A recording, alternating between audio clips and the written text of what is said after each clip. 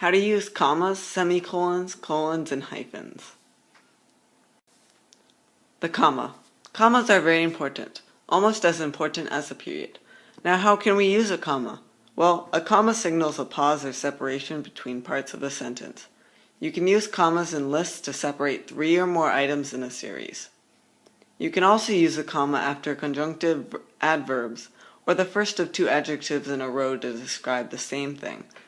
You can also use commas to set off names or in a direct address. Also, you can use a comma between the words and, or but. That is after an introductory adverb clause. But you do not have to use a comma with an adverb clauses that come at the end of a sentence.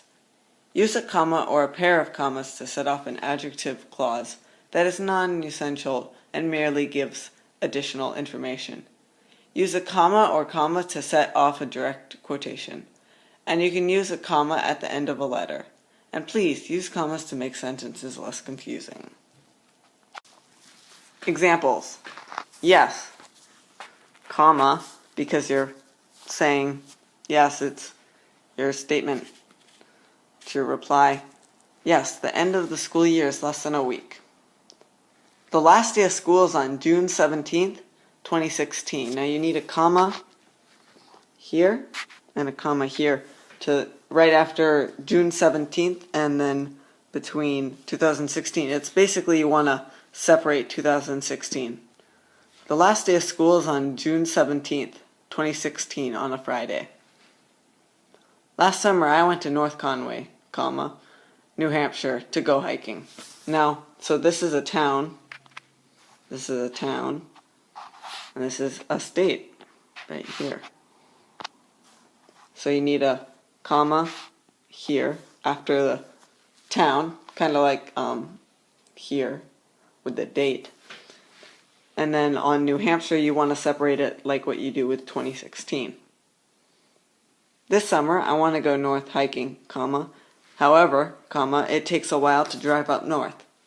Now you want to have however with a comma here and a comma there to separate it. The semicolon joins compound sentences not connected with a conjunction. It can also separate a group of words. It is extremely sunny outside today, semicolon, yet I do not see anyone outside. So, there's a semicolon here, and this and this could be a sentence. They are combined by the semicolon. So the semicolon replaces like a word like and in this case. I could say, it is extremely sunny outside today, and yet I don't see anyone outside. If you have an iPad, it is important to own a headphones, a charger, and a case, semicolon, and a wall adapter for the charge cable. So basically it's a list that has ended but has restarted. See, semicolon here, the list continues from over here.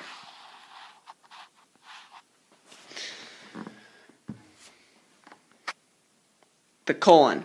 The colon introduces a list, quotation, question, or example. Examples. I dropped my bag and everything spilled out. Books, pens, pencils, and homework. So I have created, so you can see the semicolon here. And I could say I dropped my bag and everything spilled out. But this, I can be more specific and tell you more information about it. The hyphen. The hyphen joins 2 parts of a word together, or it connects 2 words together. The hyphen is also used for compound numbers from 21 to 99. Lastly, the hyphen is used in written fractions between the numerator and the denominator, unless there's already a hyphen there. examples. Up to date. You have the hyphen here, and you have the hyphen here. 26. It is in the numbers.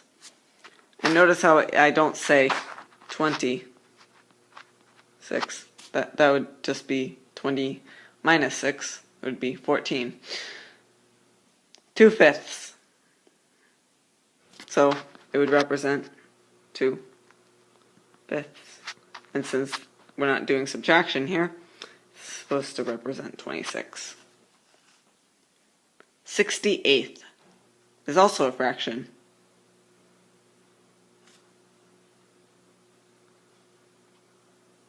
The end.